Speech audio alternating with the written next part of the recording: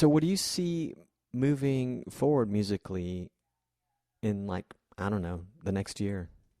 Right now we're just gonna work on another small EP with just like 6 songs. So that's pretty much all. Like a little bit of touring here and there, just writing, just like the usual stuff. That's what I Have you see. guys played out together already? Like toured or not toured? Or in front of an audience of it? Yeah, in front of audience. Yeah, we have. Yeah. Yeah, we've done a little bit, not very much, but we're looking to do more this year. How's that for you? I know that's a little new, yes?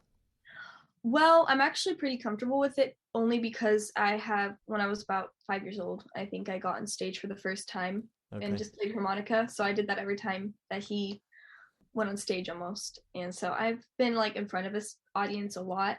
So I mean, like, it's scary, but not that bad. I'm used to it. This is the Unstarving Musician podcast. I'm your host, Rabanzo. The podcast features conversations with me, indie music artists, and industry professionals, and it's all intended to help other indie music artists be better at marketing, business, the creative process, and all the other things that empower us to do more of what we love. Make music.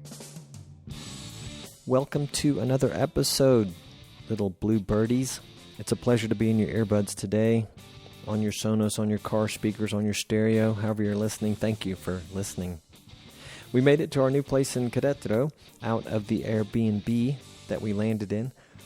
Still don't have a car, and our stuff is still in transit from Panama. And we're waiting patiently on an internet upgrade. This is another portable recording rig episode. My life, our lives are hard. Just kidding. We're doing great. Life is absolutely beautiful with a few bumps in the road here and there. I'm a little behind on podcast episodes. I'm podcast fading. Not to worry, though. Once the international move is truly complete, I will be back. I promise. With regularity. In this two-part episode, you'll hear me speaking with Cozi Vancil and her father, Ezra Vancil. Cozi is the young, sultry voice of Cozi Anda Flounder. Ezra is the warm, textured man voice that I assume is the flounder of Cozi Anda Flounder, their new ensemble. Maybe. Hey, I got an interesting email from Bandzoogle that I want to share with you in case you're not on their email list. Let's see here. Bandzoogle adds built-in smart links and landing pages for musicians. What is that? Let me try to skip to the chase here, but the new Smart Links feature allows musicians to easily sell albums and singles directly to their fans commission-free and link to their music on popular streaming platforms, all from a single mobile-friendly page on their own website. I kind of like this, actually. I did the TuneCore distribution, and I've seen it with other services like TuneCore where they have these kind of distribution landing pages, and I actually love the idea of setting up my own. They also added landing pages for musicians, and they can be customized to reflect the goal of your marketing campaign, from selling album pre-orders, offering limited edition merchandise, selling tickets, or building your mailing list. There's more here, but it looks like really cool stuff, so you should go to bandzoogle.com and check it out. Plans start at just $8.29 a month, which includes a custom domain name. You can try it out free at bandzoogle.com, and if you use the promo code ROBONZO, ROBONZO, you will get a deal off of any plan. So check it out.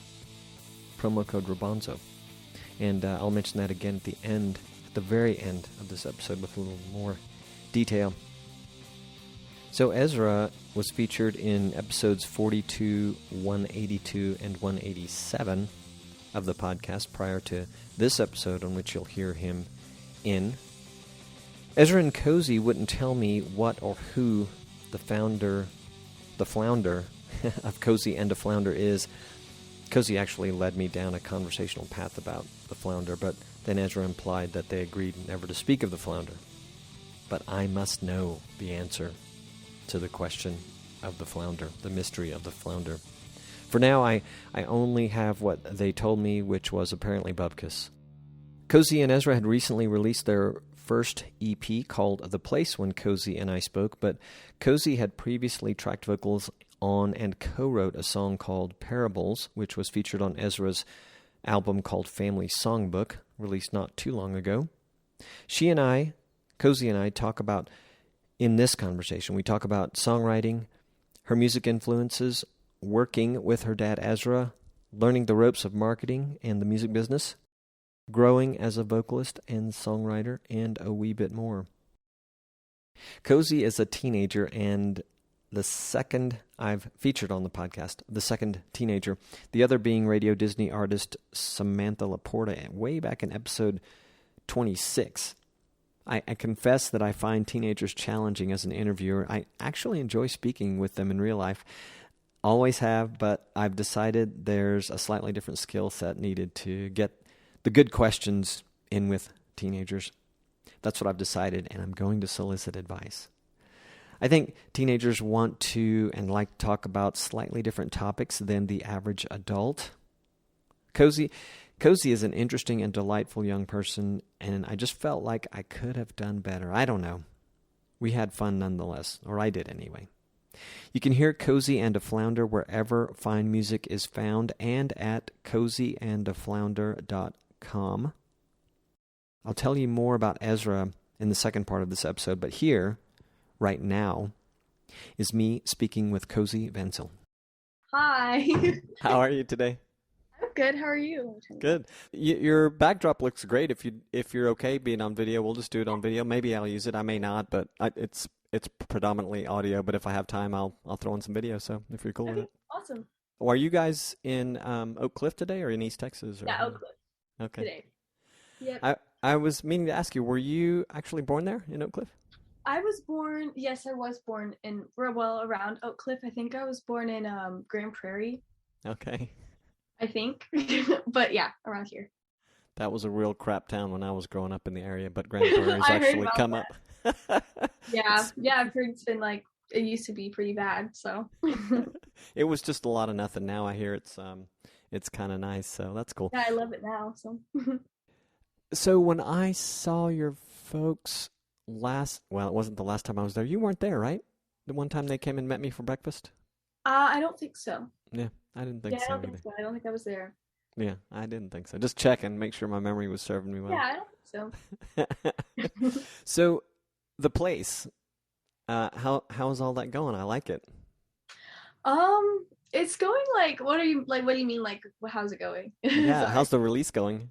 Oh, how's the release? It's going pretty good. I just started working with the record deal company, my dad's record deal company. So I've been just trying to promote it a lot, learning about all this stuff of how to promote, and it's going pretty good. A lot of my friends are very supportive, and so it's pretty cool. Oh, very cool. Well, it's nice to have your dad having done all that stuff so many times over so many years, right? Yeah, he has a relief that I'm getting into it now. So that's very cool. It's really nice. It's really fun. And a little, I guess, history of the two of you getting together. Was it at one time called Moon Sister? It was at one time called Moon Sister. I was, I think, 12 years old whenever we named it.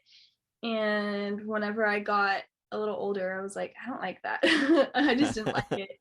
And he had a dream about Cozi and a Flounder. He had a dream about, a flounder. Mm-hmm. And so somehow it came to be Cozi and a Flounder because we were just we thought that would just be more unique and cool. I like it. And his dream of a flounder as in a fish? Yes, as a fish. Yes. I was just thinking, I hadn't thought this before, but I wonder how many people look at that name and don't even think of the fish. I'm not sure everyone's familiar with it. Yeah, I know. I actually didn't really know anything about it, but then we went out to dinner and he was like, we should get floundered so you can taste what it's what it's actually like. So, because her name is that. And it was really good. So that's one of my favorite fish. That's great. I don't remember the last time I've had it, but certainly something I remember in Texas. I was reading that you guys kind of genreify yourselves as cosmic country. Is that right? Yes.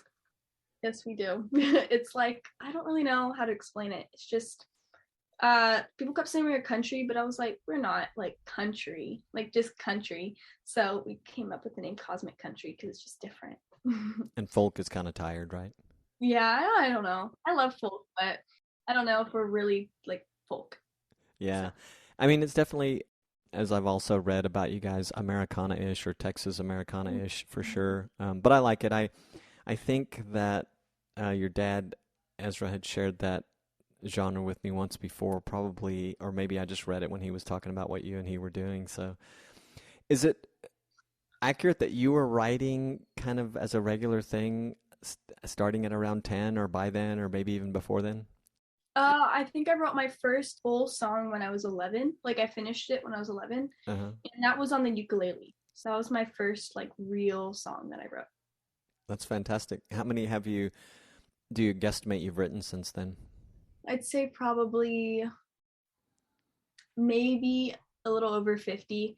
Like, well, I don't know, around 50, maybe a little less or over. Not really sure. That's pretty darn good, I think. They're not all very good, but Yeah, but yeah. you got a lot of stuff to work with and stuff to look back on, and maybe some of it makes it to the public. I was listening to an interview with Neil Young recently, and as you know who he is, of course, right? Yes, I do. Yeah, so he's been recording forever, and the interview I heard, he because of the pandemic, he's not been touring, and he's been going through these old archives of things that he wrote and demoed and recorded, and they never got released. So he just has tons and tons of things, and I thought, well, that's so nice that he got to discover these while he's still around, because he could have just been recording new stuff forever, and then he dies, and then, oh, we have all this great stuff. But he's actually getting to go through it all, and I guess he's back with one of maybe his oldest bands, Crazy Horse, doing some of them now, which I thought Oh was really wow, neat. that's actually super cool. Yeah, I yeah. love So that. you keep up this pace of writing, you'll be the same in just a few years. Hopefully, yeah, I love that. I had never, your dad might have told you, I don't know. I wrote my first couple of songs. Man, I think it's been over a year now since I did the first one, and I just recently started earnestly trying to write something again. But I when I wrote those first two, I started talking to, or I'd been talking to people about writing and creativity and getting stuck in all this, and or not.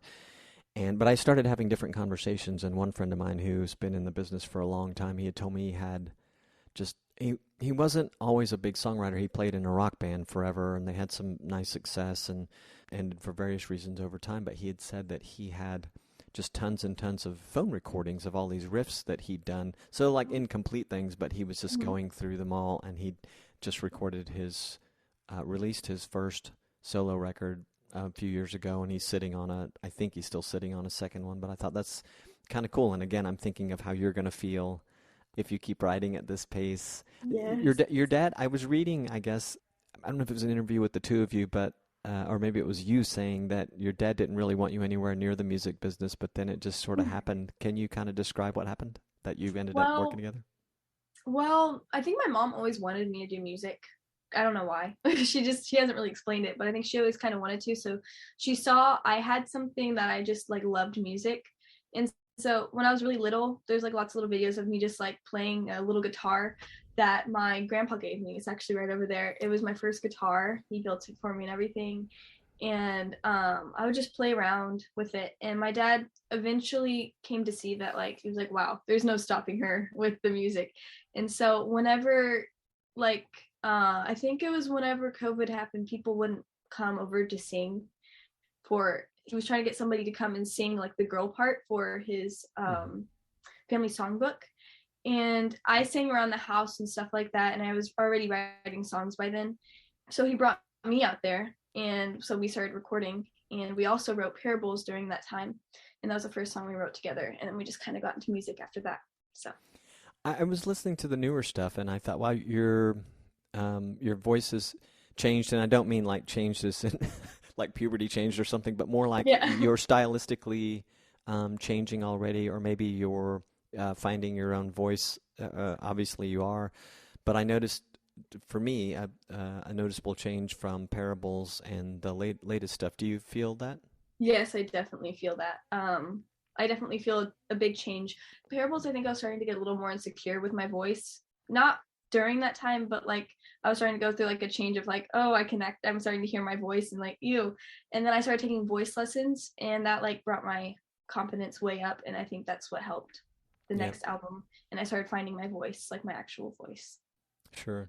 Yeah. I can relate. I mean, I think when we hear our voices in whatever context, when we hear them at first, it's very strange. But the more you Mhm. hear it, I suppose, again, in whatever the context is, whether it's singing or doing these types of conversations all the time, that you start to get used to it, and then you do these little things to improve it, or you take lessons or whatever. So I can totally Yeah, I'm relate. starting to get more definitely like I just now I hear it and it's nothing.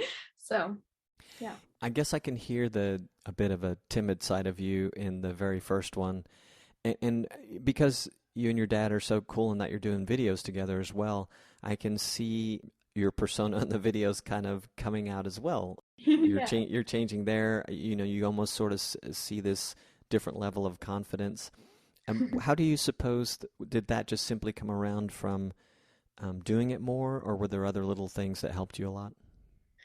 I'd say probably doing it more. I don't really know. I don't really know how that happened. It all just kind of like I just realized I was like, whoa, I'm more confident now. And I don't know. It just happened, I guess. Yeah, it's great. It's great. So tell me about the marketing things that they're teaching you with the is it a record label you were referring to that's or the record promotions? Sorry, you glitched. What can you say it one more time? Yeah, I wanted to hear about some of the marketing activity that you're learning in working with the company. I can't remember if you said it was a record marketing company or a record label, but I'd love to hear about the things they've got you Yeah. learning or work doing. It's called Near Home Records. It's a honestly I don't know how to explain it. It's like a record thing. Like instead of actually my dad didn't really want me to go into like other people's record label because it can just become kind of dangerous with he just didn't want me to I don't know change my I don't know how to explain it like change myself I guess. So he built his own record label and named it Near Home Records. And so I just he started to need some help with it because it was only him that was doing everything. And I was like, I'm kind of ready for a job. So I started working with him on that. And you just kind of what I've been doing is like creating emails. Right now it's really small. This is only my fourth week of doing it. And building emails. I'm gonna start doing blogs. Um I just like work on the little parts of music videos. I just do like little things just to help him out right now. So yeah, I don't know Like if an that's what you're apprentice. asking. Yeah. You're almost like interning at the moment. Yeah, at the moment that's what I'm doing. Yeah. That's great. Well, it certainly will be a nice set of things to have in your wheelhouse as you go forward, and not only for yourself, but maybe as part of what you do in music overall, maybe even helping others. I know that your dad has, in the little bit that I've paid it, this doesn't sound as like I mean it to, but in the time that I have had to spend paying attention to what he's doing on the marketing side, I'm really impressed. And we've had, as you know, a few conversations, and so he clearly has a good breadth of experience to share with you, and so it'll be nice to have that, like I said, in your It's nice to toolkit learn. for moving forward. So, what other kinds of music are you into, or what music are you into? Where do your influences come from? Like listen, like what do I listen to? Sure. Well, Bob Dylan's my absolute favorite. He's like all over my walls. I don't know. You can't really see it right now, but there's like some photos over there. Yeah, But yeah. Bob Dylan's one of my biggest inspirations. I probably don't sound much like him, but he's probably one of my biggest inspirations. And then Joni Mitchell, I love. First Aid Kit, a newer band I love. What are they called? First Aid Kit. Okay. So they're really cool. I don't know, they're kind of folky. I like them a lot. Oh, Nora Jones, I Yeah, yeah, love. yeah. I She's like her a really lot. good. And I forgot her name, but she used to date Bob Dylan. Joan Baez. I love her too. That's very One of my cool. biggest inspirations. I listen to them a lot. I also I listen to a lot of classic rock too, like Led Zeppelin, Pink Floyd, those kind of things. But Yeah, yeah. well rounded. Have you Yeah. by chance seen? I've not seen it all, but over the Christmas holiday I started watching the Rolling Thunder review, the Martin Scorsese film on Bob Dylan and that period of his life on Netflix. Have you seen that? It's on Netflix. I actually have not seen that. I don't think. No, I wanted to see that though. I think I've heard of it. let's see. I'm trying to remember if I was watching that on my friend's account in Texas, so you should be able to see it because I was thinking maybe it's only available in Panama or something. But yeah, it looks really cool and it looks like a long movie, but it looks really nice. And as long as I'm on that, if another one I saw over the holidays that you might enjoy, which is on YouTube, the full movie is I forget the title, but it's about Tom Petty and the Wildflowers, sessions. And that Hmm. one's really nice as well. It's the full movie on YouTube for Wow. freebies. Oh, wow, I'll have to watch those. Yeah, Those sound I really like it. nice. Yeah, and like I said, I still haven't finished. I forgot about the Rolling Thunder review movie um, until you mentioned Bob Dylan. My wife Sammy's not so into Bob Dylan, so it'd be like, pulling teeth to have her sit down and watch it with me. So, Yeah. so what other instruments do you play? Well, I used to play I started off with harmonica, so I play a little bit of harmonica, ukulele. I have a mandolin back there, but I'm gonna be honest, I haven't really learned how to play it. I've had it for years and years, but for some reason I still haven't learned how to play it. But I need to, so I'm going to. I would say I really don't play very many instruments. I have a little mini piano over there too, but I only know a few chords. So really, my biggest thing is guitar. Yeah, nice. There, a good friend of mine here in Panama who's from, oh, I don't know if he's from Oregon, but he lived a lot of years there with his wife, but he plays and gives lessons on mandolin if you're ever interested Oh, in getting some wow, that would be motivation, nice, and actually. piano as well. But he's a wonderful. He's kind of known for playing fiddle. He's a really good violinist, but he's just got a great ear, and he likes giving lessons. I'm sure he'd enjoy Awesome. working That's with you. actually good to know. Yeah. So what do you see moving forward musically in, like, I don't know, the next year? We're working on our second EP right now. Okay. I'm 14 right now. I'm about to turn 15, but when I'm 16, we're gonna do a full album. Right now, we're just gonna work on another small EP with just like 6 songs. So that's pretty much all. I like a little bit of touring here and there, just writing, just like the usual stuff. That's what I Have you see. guys played out together already? Like toured or not toured? Or in front of an audience of it? Yeah, from honest, yeah, we have. Yeah. Yeah, we've done a little bit, not very much, but we're looking to do more this year. How's that for you? I know that's a little new, yes? Well, I'm actually pretty comfortable with it only because when I was about 5 years old, I think I got on stage for the first time and Okay. just played harmonica. So I did that every time that he went on stage almost. And so I've been like in front of this audience a lot. So I mean, like it's scary, but not that bad. I'm used to it. Yeah, yeah, yeah. Do you see yourself at any, well, I know it will happen, but I'm just kind of curious if you see it. Do you see yourself doing stuff on your own anytime soon, or is it like, Maybe I'm not sure about anytime soon right now because I'm really trying to work on making like my own songs that are like really good. I'm waiting till I have like at least maybe my first I'll probably make an EP by myself first and before an album.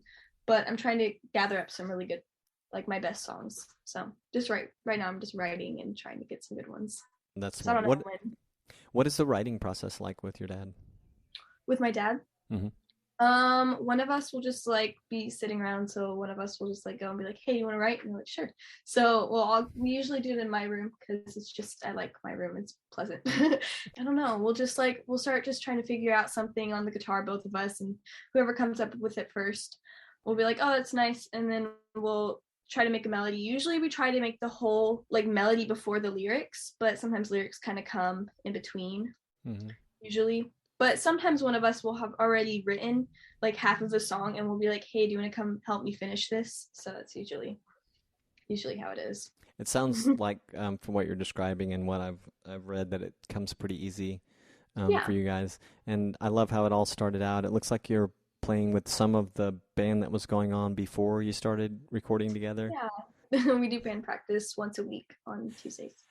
Ezra was telling me, your dad was telling me that you have been, I assume the family's been spending more time in East Texas. You're in Oak Cliff now. Do you guys do recording in both places? Yes, we do. We're actually making a recording studio at one of the cabins in Elkhart. So we're just going to make it a whole recording studio. That's going to happen sometime, I think, next month. And so, yeah, we're going to be full-time recording there after that happens. Very cool. Are any of the current session players going to get drug out there? Or you gonna have other people out there? Yeah. Or? Yep, we're gonna bring everyone up there to record with us. How far away is it from where you are? Or I don't Two remember how. hours, I think. Oh, Two that's hours. not bad. For my That's dad, not about 3 hours because he's a super slow driver. But bad. I when I was much younger went to that area maybe a couple times, but I just have no memory of how, and I don't even think I drove in either case. Maybe one time I did, but I just had no memory of how far it was, so it's not that bad at all. But yeah, he was telling me you're spending more time out there. I was, I don't know if he told you, it was, yeah, it was in the holidays when we were visiting last, and so I was hoping to get get together for breakfast or whatever, and but he said you guys were out there, so I missed you. Maybe next oh, time. thanks. Maybe next time. Yeah, so okay, so another EP in the works. When do you think that's gonna release? Do you guys have any idea, or is it too early? Well, we're hoping sometime this summer. We're hoping to get this one done faster than the last one, but you never know. We need to get quicker at finishing the songs. All the songs are like halfway written, so they're all just halfway written. So we've been practicing them, but we need to go like finish them up and then start recording because we're trying to get it done pretty fast. Yeah, sure. So does the process tend to take longest in the writing part, and then once you finish that, does it go pretty fast, or is that just one of the places where it sort of gets bottled up? It kind of depends on the song because actually, you know what, some of the songs are already finished, but it just depends on the song because it just some of them come really fast and then some of them take a long time. So yeah, the recording usually honestly it depends on the song, like I said. I Yeah. don't really know. No, I can see that. It makes sense. I mean, I imagine, like, I don't know how much you and your dad dictate the final sort of what everything feels like, or if it's more of a like everyone comes in and you just sort of see where the ideas come from. Or maybe it's a little bit of both, but I can see that, sometimes it just happens and sometimes it takes a while to get what feels like Yeah. the best thing you can. Did I see that no, your dad's not, he didn't play drums on any of the EP, did he? No, Okay. not at all. That's all Aaron. So I think I don't know Aaron, but I think I saw him in a video when I first saw him. I thought he was your dad, and then, but then I got another That look. I'm like, no, that's a different guy, I think. so that one's not Aaron. Okay. That he had to come in for the music video because Aaron like hurt his back really really bad. Something heavy fell on his back and he couldn't play drums. You Okay. might see him a little bit in the corner of, I think, the song "The Place" is the next music video that's going to be coming out on I think the harmonica or something like that. I can't remember what he was doing, but you might see a little bit of him. Yeah. Okay. Okay. So See. that was Bill, but yeah. Okay. Yeah. So maybe it was Bill, and I was like, is that Ezra? Yeah, That's it cool. kind of can look like him. Yeah. So I know that at least right now it looks like Cozi and theflounder.com is the best place to find out, or one of them anyway, to find out what you guys are doing, and also maybe on Ezra's site as well. Yes, I think so. Yeah, I think that's probably the best Okay. right now. Okay. So yeah, coziandaflounder.com and ezravancil.com, both of which I'll put in the show notes for anyone who's like, how do you spell that? Yeah. And I know that all your socials are there, but I'll make sure that stuff's there. I like the new album.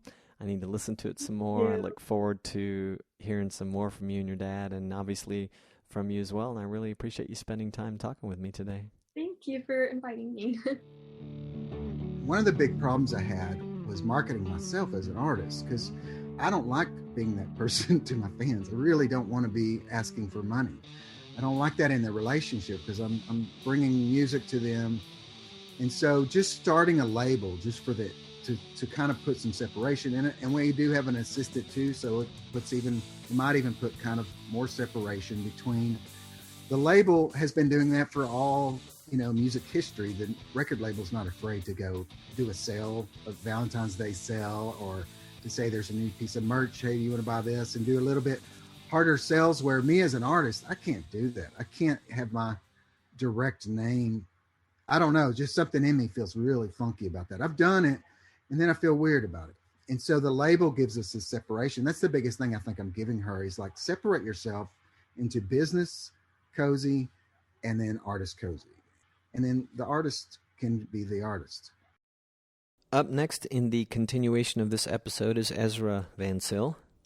One of the episodes Ezra and I have done on the Unstarving Musician was actually Ezra interviewing me about my debut single, On Top of the World, which I've not mentioned in a while because it's been a while since I recorded it. But yeah, I've written and recorded a couple of tunes. You can find links to my music on your music platform of choice, or to my music on your music platform of choice by visiting robonzo.com. This episode actually marks Ezra's 4th appearance on The Unstarving Musician. He's a lot of fun to speak with, so our chat gets a little casual or ultra casual.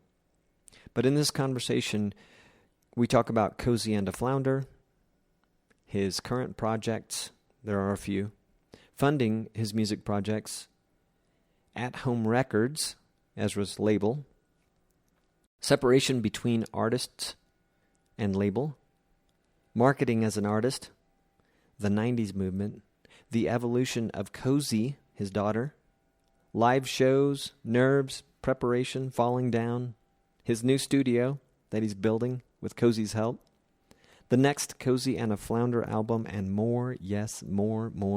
Now that's about it, I think. Well, there's a little more. Okay, here is part 2 of this episode, me speaking with Ezra Vancil. How you doing?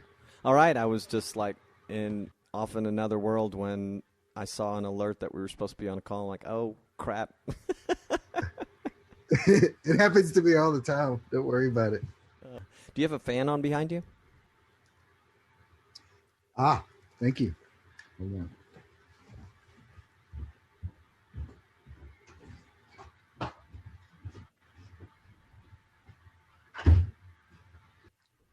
Did I get it?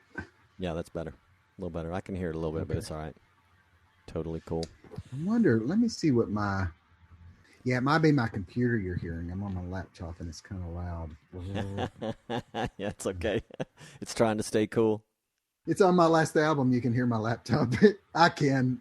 Everybody else really? says I can't hear it. Yeah, but I can. Oh my gosh, there's my laptop. That's hilarious. How's the new release going? Okay, so I don't have my notes in front of me because I was so unorganized. And thanks, by the way, for letting me call in a little late. But I know it's by Cozi Anda Flounder, and it was released at the end of last year, wasn't it? Yes, December on Christmas Day. And what is the name of the album again? The EP? The Place. The Place. Thank you. Yes. And to think, I just spoke to Cozi about a week ago about it, and I believe me, I had it all written down at that point, but I was a little more organized that day. Well, that's good. Well, I was just hoping you're not tricking us, because I didn't really talk to her, and like you're going to ask me the same questions and then compare them to a show where you can compare notes.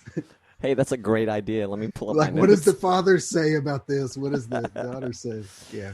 Well, so you evolved from Moon Sister to Cozi Anda Flounder. Yeah. Now, the story I got from Cozi is she didn't like that name. Is that how it went down, or were you both in on it, or did you say, that name's kind of, no, I don't like it? No, I came up with Moon Sister. It was actually Sister Moon, and then we found out there was a Sister Moon in Houston, and so then it was Moon Sister, and then I started using that, like I put it on my album, and then she was like, I don't like that. And so she just didn't like it. And so I can't remember how we kind of came up with the new name together, but she didn't like the Moon Sister thing. Do you have something, is there something special with you and Flounder? Well, we don't speak of the Flounder. We can't, I would like to be the Flounder if I could. So. I've made you the Flounder in my own mind. Did you? Everybody has. The band has actually taken a solemn pinky vow, not to speak of the Flounder. But Cozi did confess to me. They can say whatever they want, untruthfully. But every time I turn around, Cozi's telling somebody what the Flounder is. But what did she tell you? She learned it's delicious. It's a delicious fish. Oh, she did it. So she obeyed the vow. That's great. Yeah. Yeah, I just, nobody can really be the Flounder. We all hope, Yeah. I figured that was something that you, because I find in the time that we've known each other, I think there's it's not like overt, but there's a bit of an undercurrent whereby you tend to flog yourself a little bit over life and things that you've done or haven't done, and so maybe you were, whether on purpose or not, referring to yourself as the Flounder. Yeah, some self-deprecation. Yeah. Yeah, that's my way. So, you might have got into my psychology there. Maybe there is a little bit of that there. I probably told you this before, but the first time we talked is like, without going back and listening to the conversation, it's like one of about a half a dozen that really sticks out in my mind, and I've been wanting to like put this montage together or a series of episodes where I revisit those. And I don't know why I brought that up, probably because you said something about your psychology, and I think that the very first video I saw of you where you're on the street and with the signs kind of like a la Bob Dylan, I was getting a big insight into who you were, some of the things you thought about. So anyway, I am going to do that one of these days. And that would be neat. Yeah. What are you working on right now, musically? Well, so I've got Cozi Anda Flounder's new EP that we're actually in the process of finishing the writing on. So those songs are all almost done, and the band is over here working every week to kind of get this new EP. This is going to be the follow-up. I'm working with them regularly, and then I have a solo project myself that I actually started when I thought this kind of my Cozi Anda Flounder was going to be this little project, but it took over my entire year. And so what I was actually working on when it started, I'm finishing up now, which is just a little EP of my own of love songs and kind of fun little songs that I've been meaning to put out. I actually have a lot of projects going. I have a teenage band that is Gypsy Tree, and there's still a lot of fans of that band. Uh-huh. And so I just put out their 1993 our band Gypsy Trees their first album on streaming for the first time ever. Okay. And I have all the tapes to a second album and an LA recording up in my attic. So these are all 24-track tapes. So I'm working on getting those baked and into digital so we can mix them and see what's on them and maybe release a second album. And it's kind of special.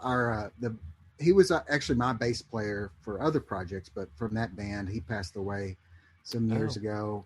And so it's kind of a neat, we're coming up on I think it's our 20th anniversary of that band. And so I'm hoping to get all that ready for next year to do a big 20-year Gypsy Tree release of unheard, songs for these fans that have kept with us all these years. That's nice. Was that a little bit more of a rock thing? It was an acoustic funk band. Okay. And you can go listen to it now. It's streaming Gypsy Tree for the first time. But it is a wild thing. It's like a folk writer, got connected with this funk band. And so it's like an acoustic, it's me, but with a funk band with this amazing bass player. I mean, you've just never heard anything like it. And so it's really fun. It's teenagers. I was, when we started Gypsy Tree, I was about 17, 18. The years, it was from 17 to 20 or so when it was kind of Gypsy Tree years. And so we're young, and it comes through. It's real, just raw kind of rock funk, acoustic though. So it's kind of fun stuff. I look forward to checking that out. And you're the vocalist on there? I'm the vocalist, yes. Playing a little acoustic. Yeah, I actually have a funny story. I was telling somebody this the other day because this has brought up all these memories. I kind of put this band down, put these albums in the drawer a long time ago, but I always get at my shows, they're like, can you play this song? And so I'll play it every once in a while. But I'm remembering all these stories, and I was remembering our first review where I almost quit music was for this band Gypsy Tree, and it was in a local paper here in Dallas. And their review was, get rid of the singer. That was like the first line, get rid of the singer, and it'd be a great band kind of thing. I don't remember the review exactly. And it was just like, ugh. And here I am, I'm just a teenager. Like, we worked so hard to make this album, and that's the reviews, get rid of the singer. And it's a great, I can't remember what the rest of it was. That's all I remember all these years. But I was telling somebody about that, but it's great because really I had a voice that wasn't, it's different, and I really like it. People actually like my voice now, but I went through life with kind of this idea that my voice sucked, mainly because of that review. And it is different. I get people like telling me, oh, call me Bob Dylan and stuff like that. But it is just a different voice. It's a characteristic voice. And, I was just explaining that story to somebody, and just how now I just really appreciate my voice for what it is. It took me 20 years to get there. Nice. And when was that album recorded or released again? It was released in 1993. Okay. Mm-hmm. I think I'm thinking back to that time and some of the bands that I knew of in the area, Dallas Fort Worth. I didn't get over to Dallas a lot, but sometimes those bands would come to Arlington and Fort Worth, and I'd go see some of them there. But it would have been funny to know that I had maybe seen you guys somewhere, although I don't think I did, but never. Might have. We opened for every Tin Hams and. Oh yeah, so I used to see those guys. Sister Seven, or it wasn't Sister Seven back then. I think it's called Big Sister or Little Sister. Yeah. Yeah. A lot of Ugly Mustard. We played. I mean, we were usually down there every weekend playing somewhere in Dallas, and it's. I run into people all the time that in music that were in a band back then, and we're like, figure out, oh yeah, we did do a show. We're like, I was opening for you, That's great. That was a wonderful time actually in music, and I didn't even know it until I started playing, proper gigs that, we had this great music school in Denton. And so there were all these drummers around that went to North Texas. And I got really inspired listening to those guys and learned a lot just from watching them. But yeah, it was good times. Do you remember a drummer named Earl Harvin? I think he actually played for 10 Hands. Oh yeah, Black guy. We met him a few times. He's amazing. Yeah, we met him at a gig and also at a studio called Planet Dallas where we made our album. He was there working on an album. We hung out with him for a little while. Cool guy. Yeah. That's nice to hear. I probably just met him very briefly just to say, hey, love your drumming or something. He was my favorite. Yeah. Good guy. Really solid. He's incredible. He's a great drummer. Is he still in Dallas Fort Worth? Do you know? He's still going. Actually, my memory's not so great nowadays, but it's been a few years, maybe 2 or 3 years. Somebody sent me something he was doing. And I was like, oh wow. So he's still out there going, but he's not here though. I think it was up in Nashville. It might've been in New York or something. He was doing something. Don't quote me on that. I'm not real sure. Yeah, I should probably just look him up and see if he's around. Yeah. So what are you kind of funding the inception of your projects through work that you were doing like last time we talked about this, which was some marketing stuff, like a consulting thing that you do or something? Mm-hmm. Yeah. So it's interesting because I kind of started this business back, I think our last talk was about right where I really kind of gotten heavy into starting this business and marketing consulting. And so now it's funding this, but I'm really working with Cozi because this is something I want to give her what I didn't have. I started and I had no idea. I was just now figuring out our own scene by the time in my 20s, So I want her to be able to make albums. So she's in the studio, works with these real closely, making that EP. And now I want her working in selling them and building the website. And so she's now an employee of my record label, and it's her first job. So it's all about her kind of learning to do it herself, because I want to hand this over to her someday and her be able to run all this, not have to have somebody come in and cut half of it away from her. And so we're doing that. I'm funding it a lot through myself personally. And then we're also working with this new record label I started, and that's starting to fund itself. I'm hoping that Cozi Anda Flounder will be paying for itself completely by the end of next year. That's my plan. Tell me some of the mechanics of how that works when it's sort of self-funding. Are you guys taking on outside projects, or what are some of I know it's probably a little complicated, but how does some of that work? Well, no, the way that it has worked in the past is that, so I have the cost. Usually what I do is pay for the album and then try to recoup it. Like hardly ever, I was always spending it before I could make the next album, so I usually find out a way personally to fund it. So I personally funded Cozi and Flounder.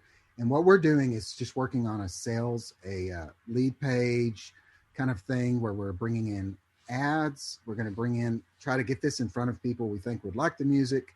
And then we're going to sell merch through like some lead pages, through our mailing lists, through different, we're going to maybe do some online shows later this year, and try to recoup it that way. I think that the cost of this EP was, I'm just spitballing it, but it was probably close to $5,000 to $8,000.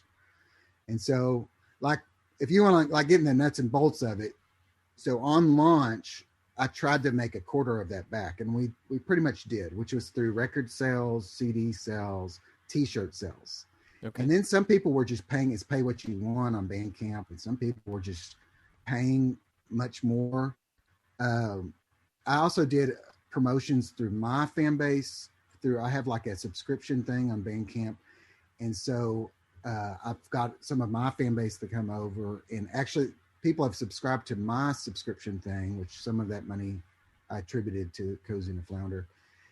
And so that's the first deal, is we got a quarter of it there. And then we're about to do a couple more promotions. We're going to release an acoustic version and maybe some new merch in the coming months, and a few online shows. And then we've got shows booked throughout the spring, little shows. And my goal is just recoup the money. That's it, And so those a quarter then, and then by the time we release our next acoustic single, I'm hoping to have half recouped, and then the whole thing recouped by the time we're on the next EP. Cool. So, well, Cozi and I talked just a tiny bit about working with the label, and I was telling her, and I was thinking, well, how cool, because you've been through a lot, and from our conversations, you clearly have some workable and successful methods for doing what you just described. And I was just thinking how cool for her to, have what she didn't, give her what she didn't have, and that fortunately is through, it is fortunate through your experience, and maybe, and probably like many mistakes you made or whatever, but the things that work, and that's really nice. Yeah. And, and also one more thing about that is just that one of the big problems I had was marketing myself as an artist, because there's really I don't like being that person to my fans. I really don't want to be asking for money. I don't like that in the relationship, because I'm bringing music to them. And so just starting a label just for to kind of put some separation in it. And we do have an assistant too. So it might even put kind of more separation between. The label has been doing that for all, music history. The record label's not afraid to go do a sale, a Valentine's Day sale, or to say there's a new piece of merch. Hey, do you want to buy this? And do a little bit harder sales, where me as an artist, I can't do that. I can't have my direct name. I don't know, just something in me feels really funky about that. I've done it, and then I feel weird about it. And so the label gives us a separation. That's the biggest thing I think I'm giving her, is like, separate yourself into business Cozi and then artist Cozi, and never the twain shall mix. Put on the other hat if you have to do business, and become, work in that mindset. And then the artist can be the artist, Yeah. Well, I like that. I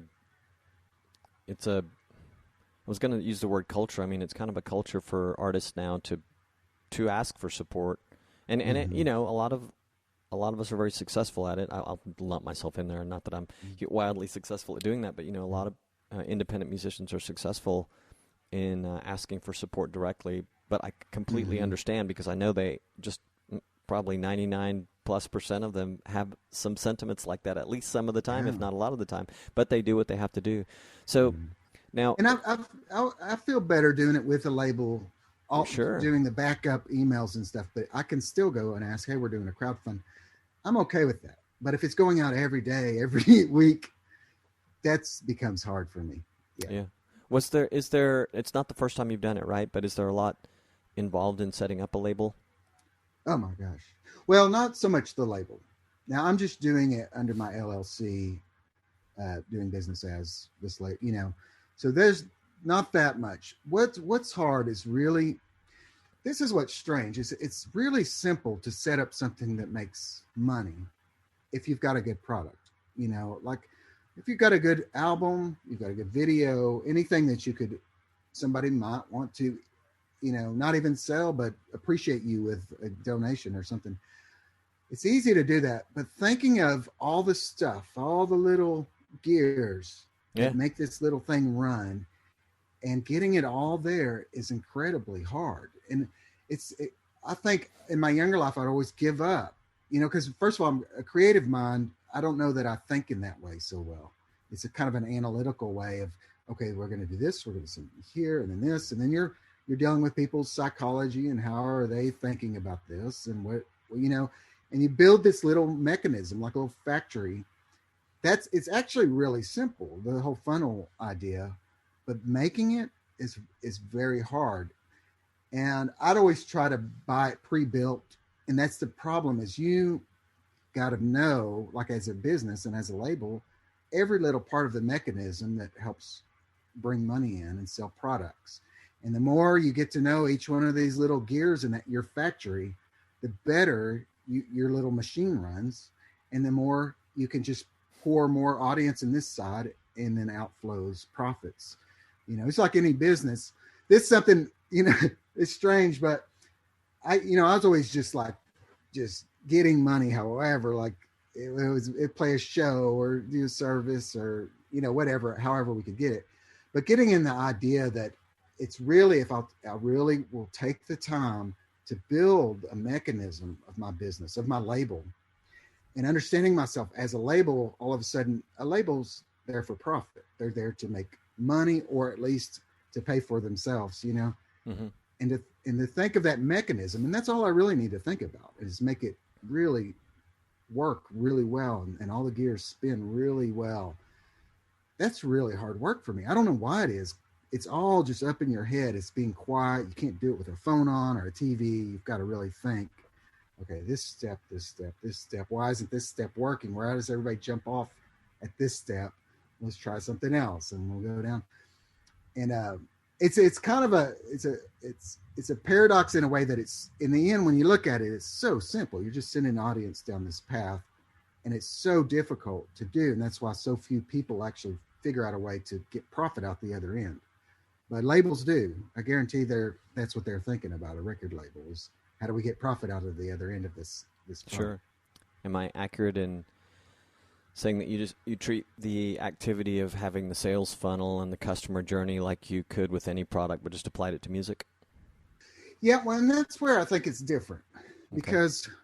because the relationship that customers have with music is different. And this is where it's kind of bugging me how easily artists are embracing this whole marketing thing. I mean, all through, like you said, our mindsets are changing, but all through my youth, marketing's not something I want to be associated with. As an artist, I don't want anybody thinking about that when they're listening to my music or my album or anything. And I think that you have to think about it a little bit different, and you might have to be creative. That's why I guess what I'm saying is, I think it's real important to separate those parts of your life, over where you're not thinking in that way as an artist at all. There's something going on where I'm getting all these marketing emails from artists where I just it looks like they bought some kind of system, and it's not really, like you think about Apple or something like that. They're putting tons of thought into their customer and what their customer wants. So in a way, it is very much just another product, but your product is very specific to you and the kind of people and the people that are on the other end of it. You can't just create this out of a box thing that works for any product and it works for your music.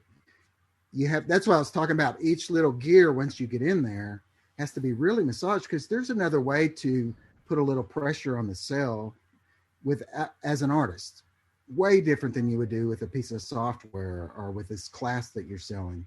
Because if you do it as an artist, you've just alienated half your audience, Mm-hmm. and for good reason, because they're there to have an emotional relationship with you. So for one thing, I'll just say something specific, because I feel like I'm just blowing up into space here. But one thing specific is like timers and limited sales and stuff like that. So one way that can become legitimate for an artist is make it a limited sale. Don't ever put limited anything unless, if you did a limited sale on vinyls, we'll have them numbered. We've ordered 100 vinyls and there won't be any others. You've got number 3, and we're doing that right now. We have 100 vinyls and we're selling 100, And that's it, though. I don't want to. I could easily reorder those, but I don't want to do that because I've been telling everybody these are limited autographed.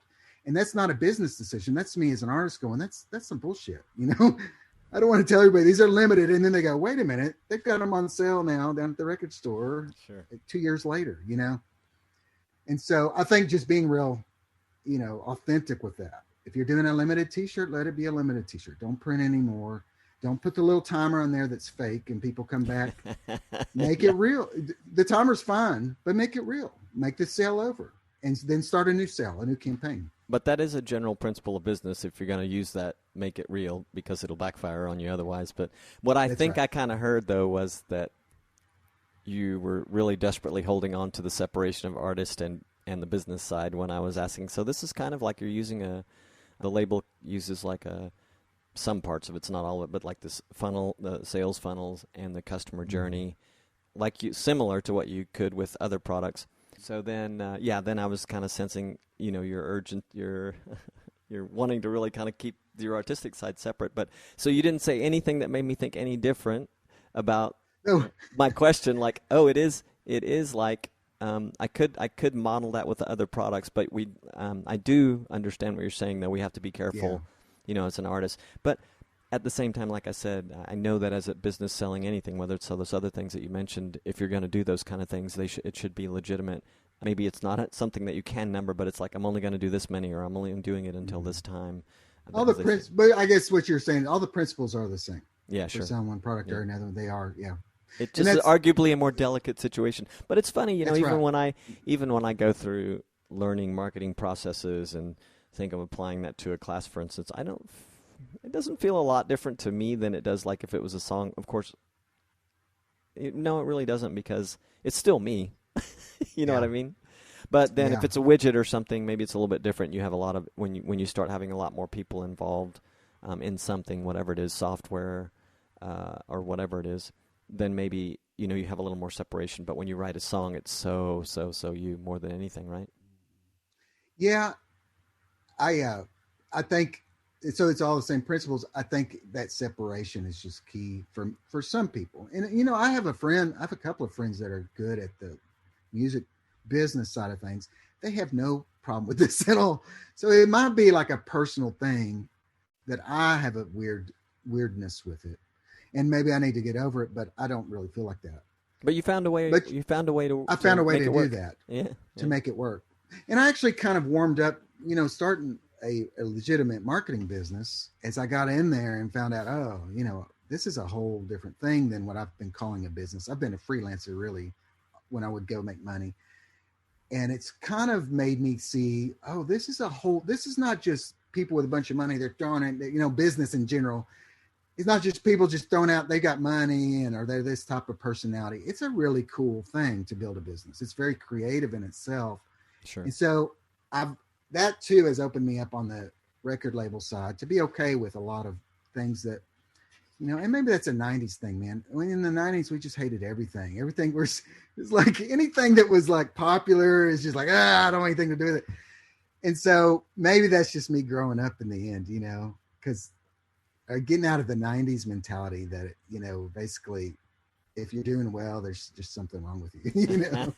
If they like you, like even as a band, if they started getting popular, it's like, they're selling out, so I'm getting hot in here, but well, it's funny. I'm going back to thinking of seeing bands like Ten Hands the first time I saw those guys, and they're just dressed really modestly and frankly really shitty. But that was part of the whole thing. It's like just wanting to shake that corporate marketing machine image. And it is kind of funny though to see, like you said, if you're doing well, you're selling out.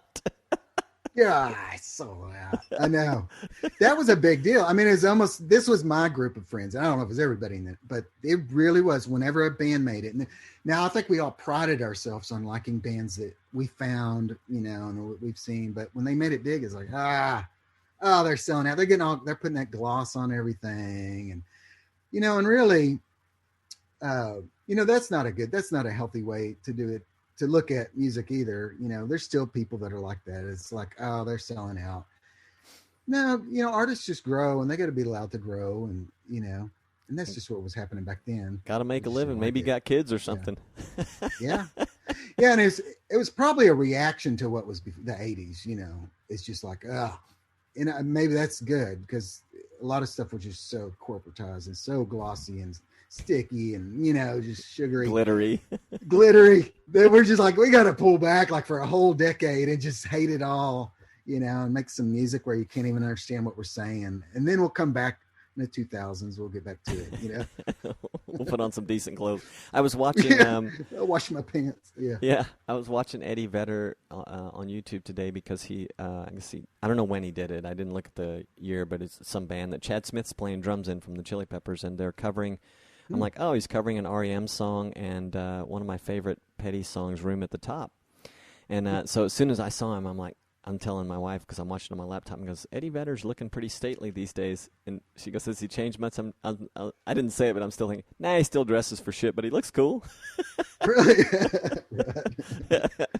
But no, it was really cool. I mean, he's got clearly had a great band up there, but he has really not changed much. He's kind of an icon still, I think, of the 90s. And I was not playing very much original music at all then during the 90s. I was playing so many cover bands that we just, I don't know, we weren't really caring so much about that as we were maybe trying to reflect, what was happening. Yeah. Yeah. I mean, we might have sort of dressed a little bit like that, but me, it's funny when I read about punk bands or any movement, I'm like, oh man, they were just, a lot of that was not as real as it looked at the time, because I read about them and see they, appreciated the same bands I did when I was growing up. They just sort of found this thing that worked really well for them, and they got into it, and it was a great look. But I personally feel like when I dig deep enough, I'm like, they were it wasn't as authentic as they pretend.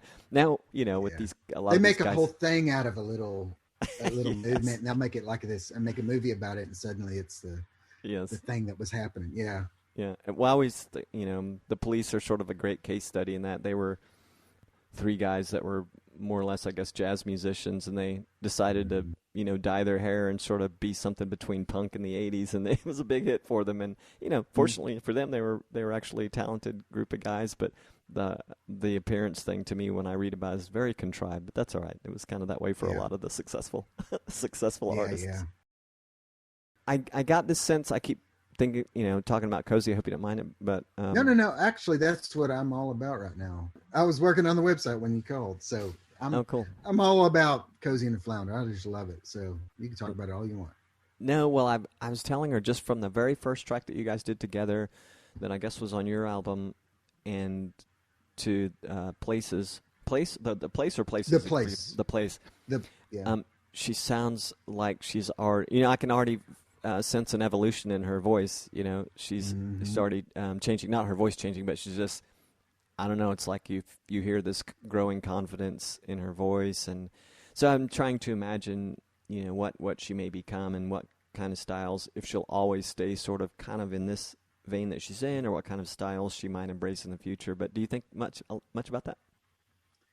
I do. I wonder. I let her really just run her own show as far as music goes, because I like kind of watching and seeing, like, I don't want to influence her too. I know she's influenced by what I listen to and what I say, but I like her kind of finding her way in music.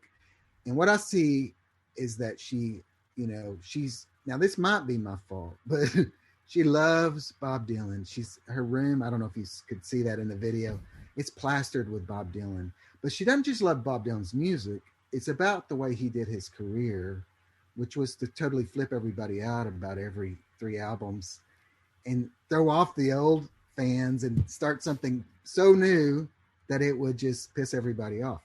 She actually likes that. This something about it going deep into something. I kind of see her with just the way that she talks about that kind of Bob Dylan career. I think she'll probably throw off whatever we're doing now at a certain age, and it'll be shocking to whoever has been listening to her. But then she'll come back and it'll kind of become a synthesis of whatever it is later in her career. But that's what I kind of think about, is that she'll eventually kind of throw this off, because a lot of this is, even though she's picked it up, these are her influences, like Emmylou Harris. She loves Bob Dylan. She loves Gordon Lightfoot. She loves a lot of the old folk and country folk. But I think she'll eventually kind of come into more of a modern sound at some point, if anything, just to experiment and freak everybody out. Yeah, Because she's just that type of girl, I think. Yeah. That would be cool. I was telling her that she hadn't, I don't guess she'd heard of it, that I've only seen a little bit of it. I haven't finished watching it, but over the holidays when I was in Texas, I started watching this movie, a documentary on Bob Dylan that was done during the Rolling Thunder Review. Oh, yeah. Is that what it's called? Rolling Thunder Review, period? I think that's what it is. And it looked really cool. I don't really know that much about him, and I was only, like, when I think of him, I forget about what you just mentioned about how he did his career, how he would change everything and flip people out.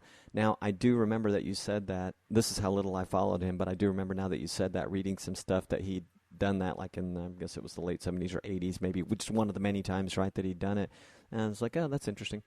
So I hadn't even gotten to that in the movie, but the documentary, though, it touches on a lot of music, I'm sure because of his influences that go pretty far back, which I thought was really cool. They had some neat footage in there, so I'm looking forward to checking the rest of it out. And I told her about one that you can watch free on YouTube, as far as I know still, is on that Wildflowers documentary they did for Tom Petty, and that's really cool. Oh, I haven't seen that. Yeah, it's I'll have to check that out. Less than a couple hours, I'm sure, but it was really great. I like him a lot, and it was fun. Yeah. Yeah, well, she said, now I hope this is going to piss all the Tom Petty fans off, but when we're listening to Tom Petty, she goes, he's ripping Bob Dylan off. Of course. I was like, I never really thought of it. I was listening to Tom Petty and I was like, yeah, that's like, it's almost like he's trying to do Bob Dylan of that era of the 70s. Yeah. Because Bob Dylan started getting that real,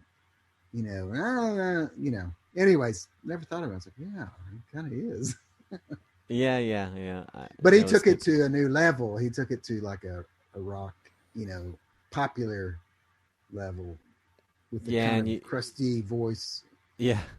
Yeah. And when you're wavering voice. Yeah. Yeah. When you're a guy like that too, there's just no escaping who you sound like, no matter how much you're influenced by someone else too. So He kind of had his own deal, but that's funny. I can totally see that. Does she know the Traveling Wilburys first album? No, we need to get into that. I have told her about that. She actually just heard about Roy Orbison at our last practice because we've got a new song. She started the song, and the drummer Aaron said, "Hey, that sounded like a Roy Orbison song." She's like, "Who's that?" And he told her the Traveling Wilburys, and I go, "Which Bob Dylan was in it?" And she goes, "Really?" Because if Bob Dylan's involved, then suddenly it's interesting, So I need to get her that. Show her that album. That's an amazing album. I really love it. What a strange, it's not a strange cast, but it seems so unlikely to have those guys do. And I'm trying to remember if they all did the second one together, or if Roy Orbison had died. I don't remember. I think he had died on the second one, but I'm not sure. It doesn't seem like he was on both of them. I think you're right. Yeah. But wonderful. Yeah. And Bob Dylan's presence is really, really there too. I feel like, well, it's hard, to maybe the one guy that gets buried a little bit is Jeff Lynne, even though musically and he probably is all over the production of that. Yeah. And, you can hear him, but, you hear a lot of George Harrison, you hear a lot of Bob Dylan, you can't help but hear Roy Orbison, you even hear a lot of Petty, so it's good stuff. Yeah, it's wonderful stuff, yeah. So you guys have been doing, or you're going to do some live shows, some small things? Yeah, we've got a couple booked. I was kind of holding off because I'm just a little overwhelmed with because one thing with a new band, and I didn't realize how much everything's built. Long ago I made a band camp and had a website and have bios and all this stuff for Ezra Vancil that I don't have any of it for Cozi and Flounder. So I've actually, since it released, have been working on a lot of materials and so I was putting off live shows until we kind of get all that up. But we have been rehearsing. We have 2 on the books. And we've had like 3 or 4 people contact us. So we're going to probably play here in Texas. And I'm trying to keep it real small, intimate settings. So we'll probably be doing like little bitty coffee shops and house concerts. Nice. We have a festival in Florida, and that'll probably be the biggest thing we have this year. And trying to keep it real small. I don't want to wear her out. I mean, she's not driving yet.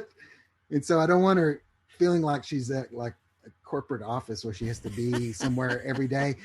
But it's starting to feel like that. Like we got orders that came in, and then some, she's helping getting the orders fulfilled, and then we've got to rehearse, and we're trying to finish these songs. And it's amazing. I'm like, this is a little fun project, but it turns into this thing that's just ongoing all the time. So I got to be careful that, we're not turning into like, the Jackson's father. I don't know. I forget his name, but like, working our kids to death, or Tiger Woods' dad or something. I don't want to be that. I want her to walk away from this with a band and an ability to do more music in her life, however she wants. That's all I want from this. Well, you should just plan y'all's downtime now. Yeah. So you can just look forward to that and say, we're going to like take a break here. I still think it's so cool that she's getting the experience with you. And she strikes me, by the way, as being not intimidated by the whole live performing thing. Now, maybe the festival in Florida will be a different animal, but she just seems very comfortable. Yeah. That'll be her biggest show. Now it's interesting because from the beginning, like from her earliest spark of where she showed interest in music, she got up on stage with me. Like even when I think she's like 5 or 6, we've got pictures of her, and she would sit up on stage, and she had one song she played harmonica on. And then she was always I was playing a lot in those years. So she's always at my shows, and it's like no big deal. Just walk on stage and off stage. And then she's got like her John Mayer years where her grandpa was John Mayer's guitar tech for all these years. Oh, and so she would go sit on John Mayer's stage while he's playing. Wow. And so stages are like, 10,000 people. So, okay. There's one of the funniest stories I love about. So there's this picture of her where John Mayer's sitting up on the stage during rehearsal, and Cozi's down there drawing on the first row, and she's just walking around wherever she wants. But very early when she first met him, he came up and said, "Hi, I'm John Mayer." And she goes, "Hi," and just went back to drawing. And it's almost like, my wife told me that it's almost like he was expecting like a little bit more. "I'm John Mayer." And she just looked at him like, "Hi," and just went back to her drawing. And so in that respect, I think stages are not going to be a huge deal for her. When she gets up there, she just goes straight into music. Her mind gets where it needs to be as a musician. I've seen it she's played quite a bit over the last couple of years, and I don't think she's going to have an issue with it. She doesn't seem like she will. There will undoubtedly be some show or other that's going to make her nervous for some reason that has nothing to do with the stage, probably. But maybe somebody's going to be there or whatever. But Well, she does deal with that. I don't know any kind of. I've never met anybody that doesn't. If they, maybe some people haven't admitted to it, that doesn't deal with some kind of nervousness with the stage. Like I'm not nervous on stage, but sometimes I am, and I don't even know why. Like I've had ones, like strings where I'm just jumping up there and playing, and it's no big deal. And then suddenly I'll come to a show, and I'm almost just locked up. So we've actually talked about that because she hasn't had that kind of thing, but she does have, like she's fine at one show. Why am I nervous now? Well, that's just what we don't know.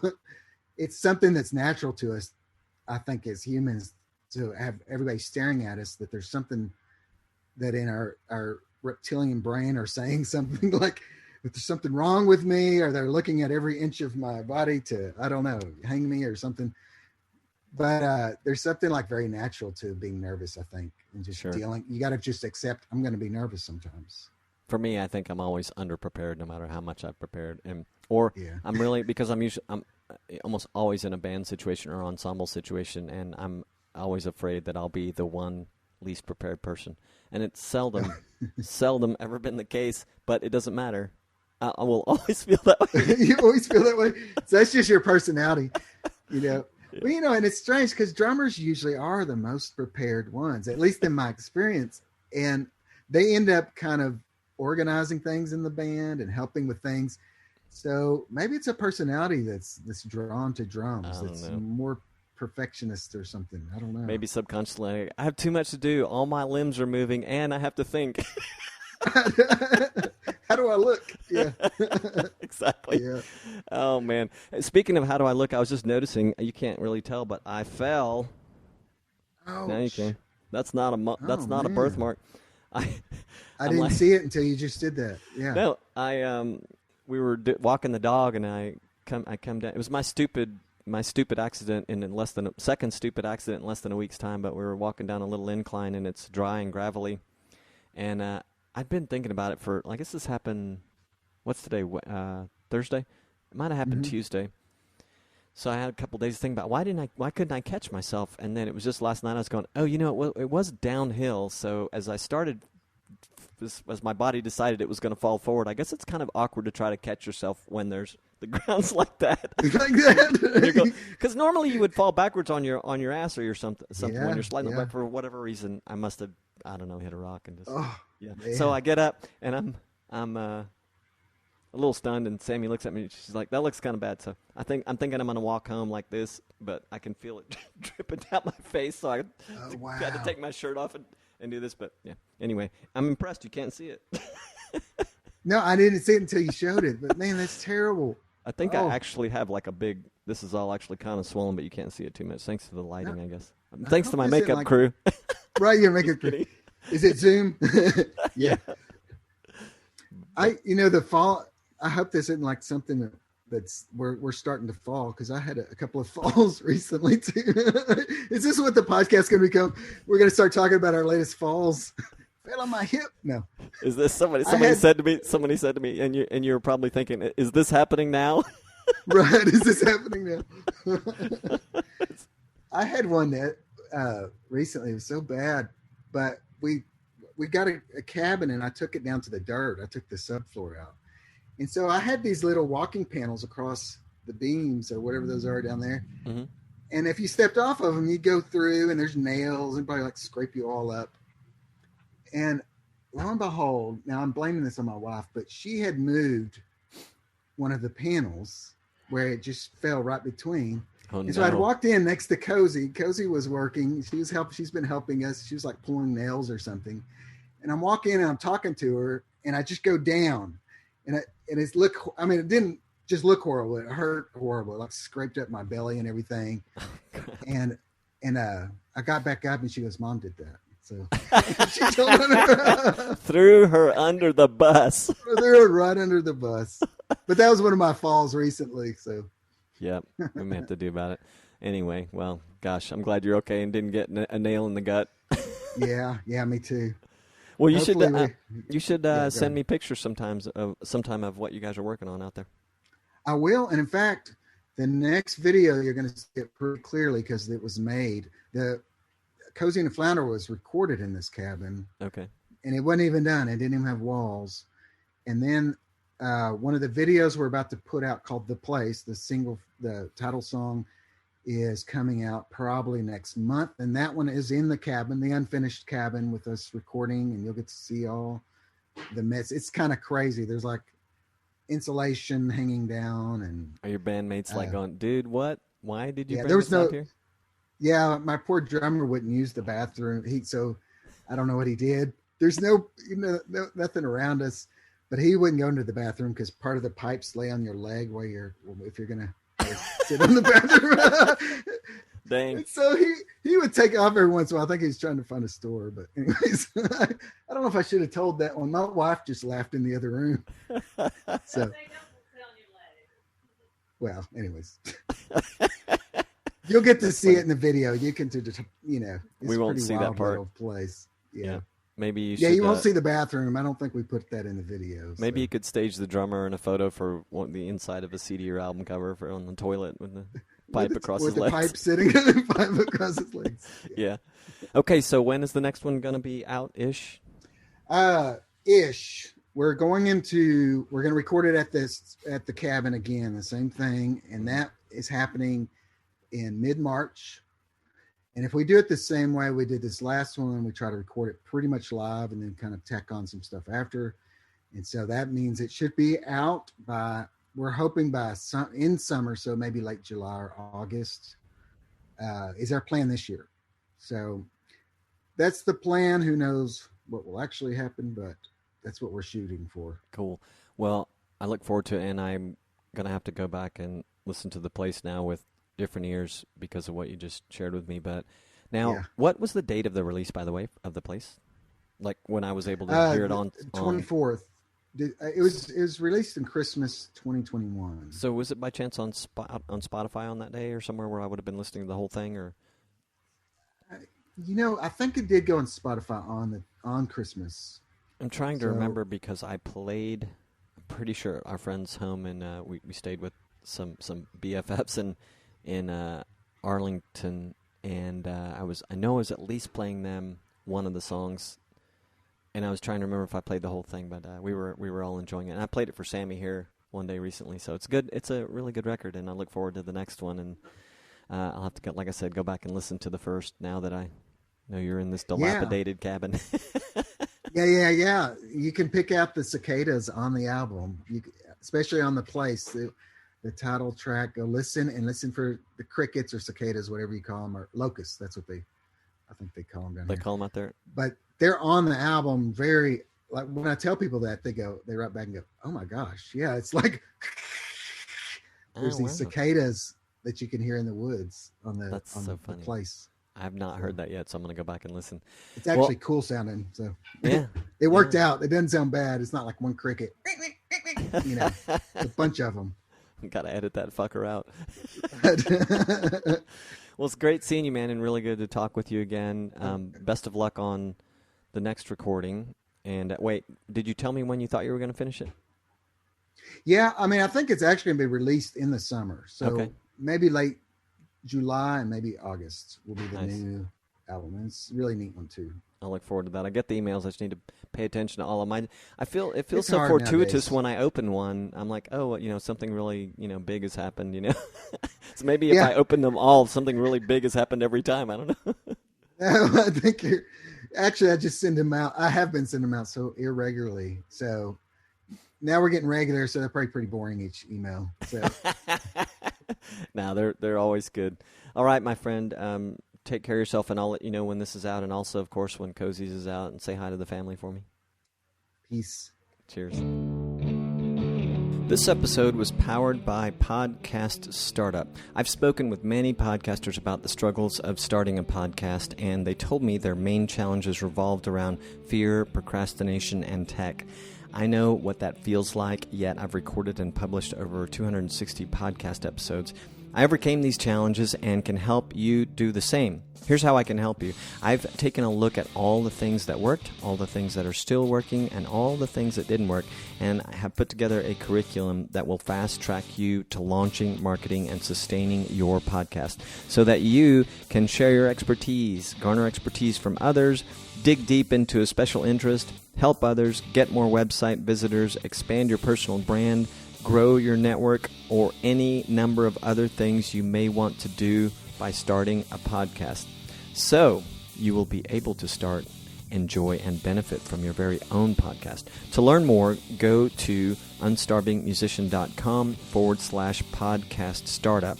Not only will you learn how Podcast Startup can help you bring your podcast to life, but you'll also get free actionable tips on starting a podcast right to your inbox. Again, go to unstarvingmusician.com/podcast startup to learn more.